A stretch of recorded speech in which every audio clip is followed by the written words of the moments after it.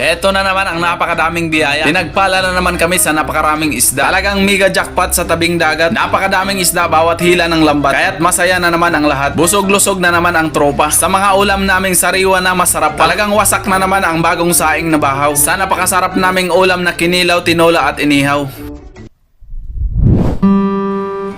Buhay probinsya. Simple, tahimik pero masaya. May magandang tanawin at sariwang hangin. May payak na pamumuhay at simpleng buhay. Maganda na at nakaka-relax pa. Kaya ikaw, kung gusto mo ang buhay probinsya, halika manood ka na. Like, share, and follow mo na din yan. Baka naman, napakadali lang talaga yan. Isang pindot mo lang yan. Maraming salamat po mga boards. Sa walang sawa niyong panonood. Ang ganda talaga ng creation o Lord. Kaya't huwag nating kalimutang magpasalamat sa mga bagay na pinagkaloob niya sa ating lahat. Panginoon, marami pong salamat.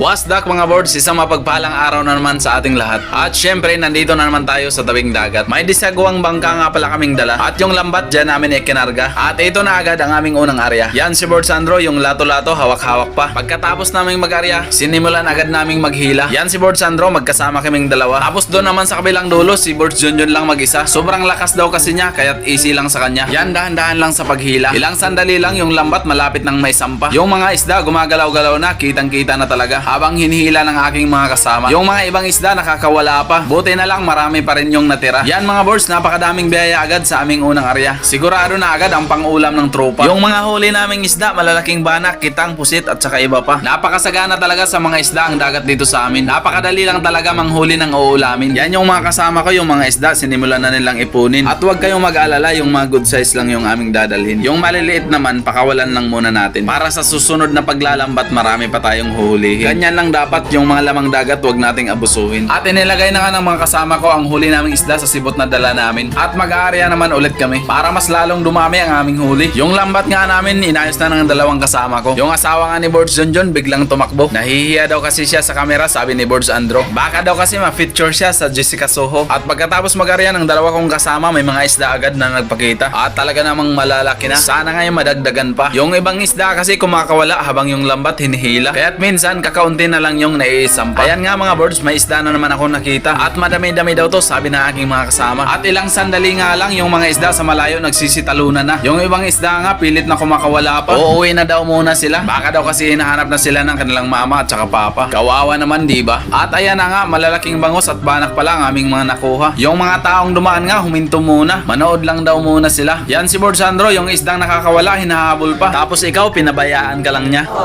Yan nga yung mga huli namin mga boards, mas lalong dumami pa. Malalaking banak at bangus pa talaga. At mga isdang tanigi nga pala dyan yung iba. Tignan nyo naman, gumagalaw-galaw pa yan. At may dalawang kaboards tayo dyan na napadaan. Yung isdang butiti naman ang kanilang pinag-aagawan. Pwede naman daw kasi pang ulam yan. Basta't expert ka lang sa pagluto niyan. Pero ingat-ingat lang. Pero ang mga isdang to talaga ang napakasarap na pang ulam. Talagang bagong saing na baho na lang ang kulang. At mag-aarya naman nga ulit yung dalawa kong kasamahan. Di talaga sila mapipigilan. Talaga namang napakasipag ng mga yan. At maghila nga namin ng lambat, may isda agad na isang piraso. Tapos sa gitna ng lambat, napakadami palang isda, nagkagulo. Yan mga boards, napakadami talaga nito. Sa sobrang dami, hindi ko mabilang kung ilang piraso. Nasa 3 hanggang 4 na kilo yung tansya ko. Halos hindi nga ako makapaniwala na kahit nasa mababaw lang, napakarami talagang isda. Malapit lang talaga kami sa napakaraming biyaya. Kaya't kung wala ka pa ngayong pang ulam, mag-PM ka na lang. Tapos pagkain namin mamaya, panoorin mo na lang. Masarap kasi manood ng mga nagmumukbang. Tapos ganito ka sasarap yung mga ulam. Pero kung gusto mo talagang maranasan, halika't sumama ka na lang. Tapos yung pangbayad mo, dalhin mo na lang.